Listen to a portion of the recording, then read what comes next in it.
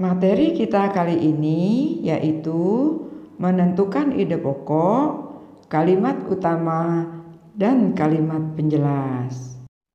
Pada kalimat utama terdapat ide pokok, pokok-pokok pikiran, gagasan pokok, atau gagasan utama. Adapun letak kalimat utama bisa terdapat di 1.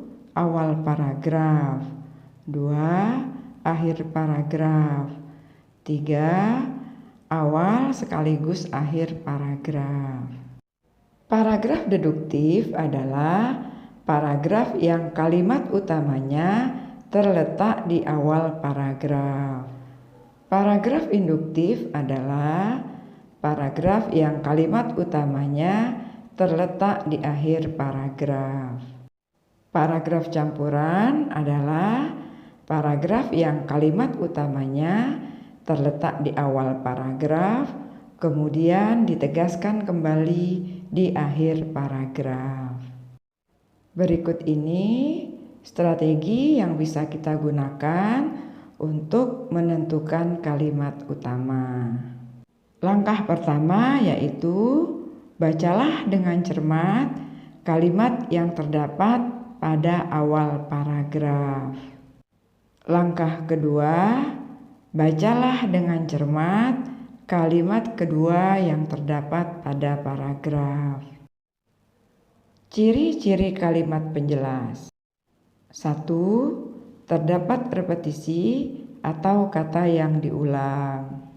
2. Terdapat kata rujukan seperti ini, itu, tersebut.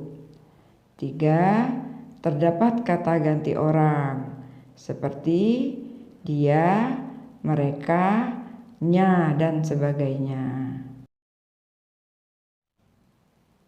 Perhatikan contoh paragraf deduktif berikut ini. Kalimat utamanya berbunyi, beberapa hasil penelitian menunjukkan bahwa teh mempunyai banyak manfaat. Kalimat keduanya berbunyi, mengonsumsi teh secara teratur dapat mencegah kanker meskipun tidak terlalu besar. Lalu kita cermati kalimat kedua pada paragraf tersebut. Pada kalimat kedua terdapat repetisi atau mengulang kata teh. Begitu juga pada kalimat ketiga terdapat repetisi atau pengulangan kata teh. Pada kalimat keempat atau kalimat terakhir pun terdapat repetisi atau pengulangan kata teh. Dapat kita simpulkan bahwa kalimat kedua, ketiga, dan keempat merupakan kalimat penjelas yang menjelaskan kalimat utama yang terdapat pada awal paragraf yang berbunyi, beberapa hasil penelitian menunjukkan bahwa teh mempunyai banyak manfaat. Mari kita bahas paragraf deduktif berikutnya. Kalimat pertama berbunyi, perubahan iklim terjadi di berbagai penjuru dunia, termasuk Indonesia. Kemudian kita cermati kalimat kedua. Kalimat kedua berbunyi, perubahan iklim tersebut menyebabkan kemarau panjang hingga hujan yang tidak menentu. Pada kalimat kedua terdapat kata rujukan, yaitu kata tersebut. Pada kalimat terakhir pun terdapat kata rujukan, yaitu kata tersebut.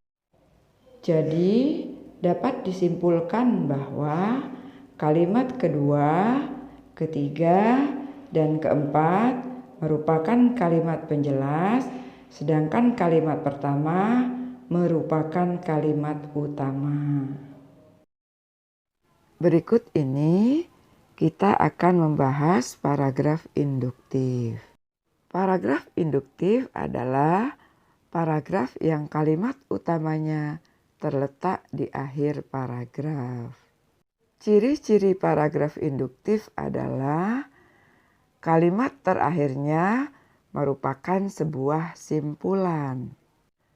Simpulan tersebut ditandai dengan adanya konjungsi antar kalimat. Contoh konjungsi antar kalimat. 1.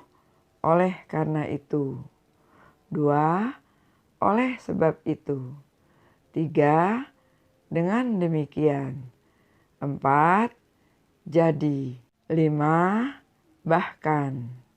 Jika terdapat konjungsi antar kalimat pada suatu kalimat, maka kalimat tersebut merupakan sebuah simpulan. Contoh paragraf induktif. Perhatikan kalimat terakhir pada paragraf tersebut. Pada kalimat terakhir terdapat kata penghubung antar kalimat, yaitu kata penghubung oleh karena itu. Sedangkan pada kalimat pertama terdapat kata rujukan, yaitu kata ini. Pada kalimat kedua juga terdapat kata rujukan, yaitu kata itu. Dengan ciri-ciri demikian menunjukkan bahwa kalimat utamanya terdapat di akhir paragraf. Perhatikan contoh paragraf induktif berikutnya. Perhatikan kalimat terakhir pada paragraf tersebut. Kalimat terakhir tersebut menggunakan kata akibat yang merupakan kesimpulan dari kalimat-kalimat sebelumnya. Pernyataan akibat dari kurangnya pengetahuan para petani dalam pengolahan pertanian merupakan kesimpulan dari kalimat-kalimat sebelumnya.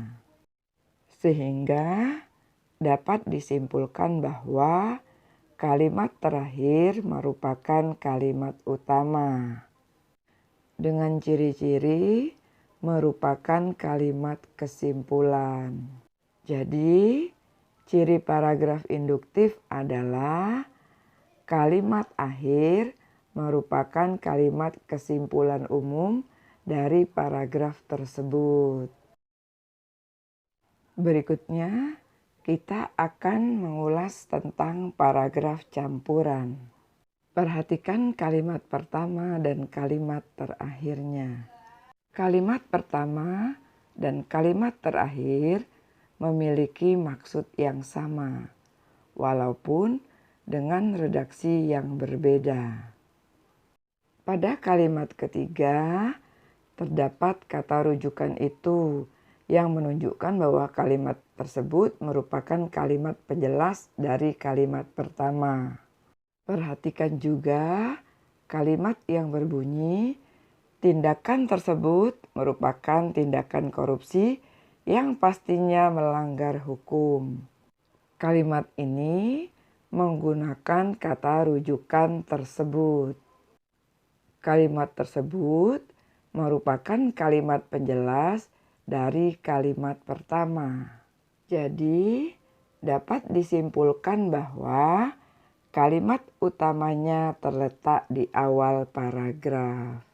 Lalu, ditegaskan kembali di akhir paragraf dengan redaksi kalimat yang berbeda. Di samping itu, kalimat terakhir menggunakan frase dengan keadaan yang demikian. Frase tersebut menunjukkan bahwa kalimat tersebut merupakan simpulan umum.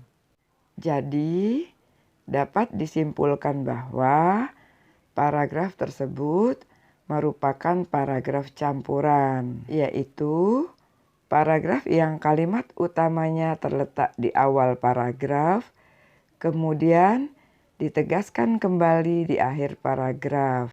Kalimat pertama dan kalimat terakhir merupakan kalimat dengan redaksi yang berbeda, tetapi tetap memiliki maksud atau makna yang sama.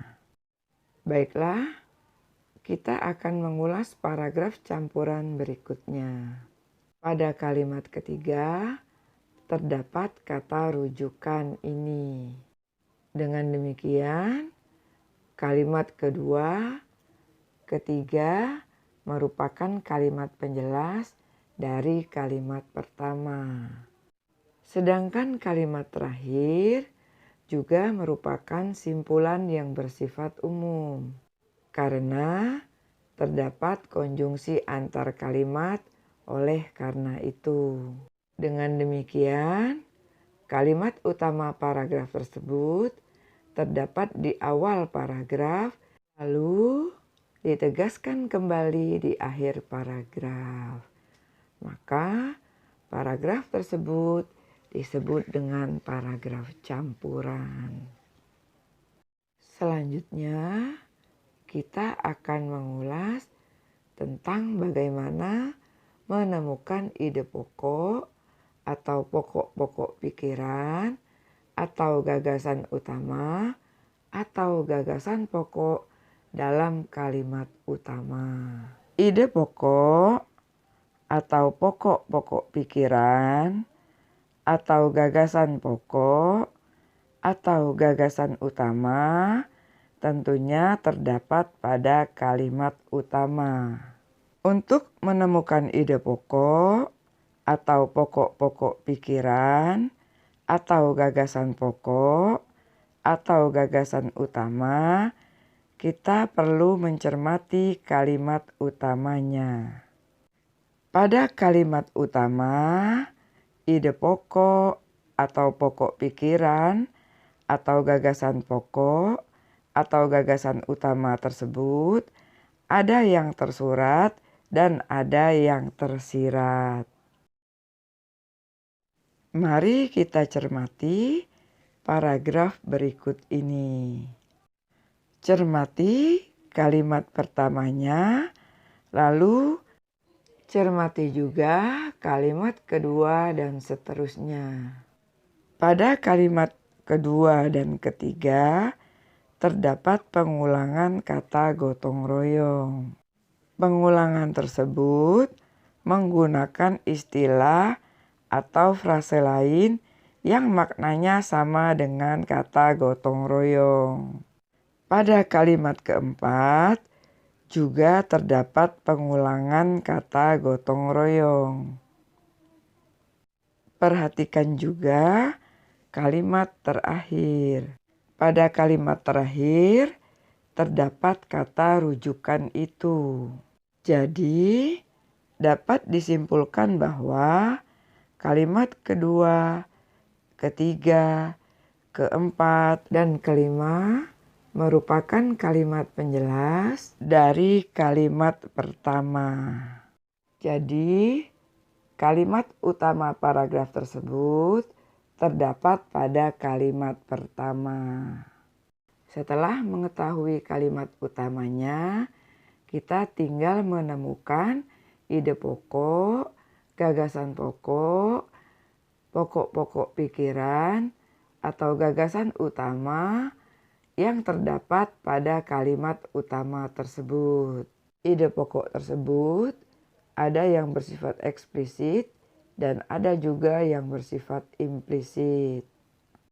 Dari pilihan option A, B, C, dan E yang berkaitan dengan kalimat utama pada kalimat pertama adalah option A. Jadi, ide pokok atau pokok pikiran atau gagasan utama atau gagasan pokok pada paragraf tersebut adalah budaya gotong royong. Bacalah paragraf berikut ini dengan cermat. Silakan berlatih menemukan kalimat utama, kemudian menentukan ide pokok, pokok-pokok pikiran, gagasan pokok, atau gagasan utamanya. Selamat berlatih.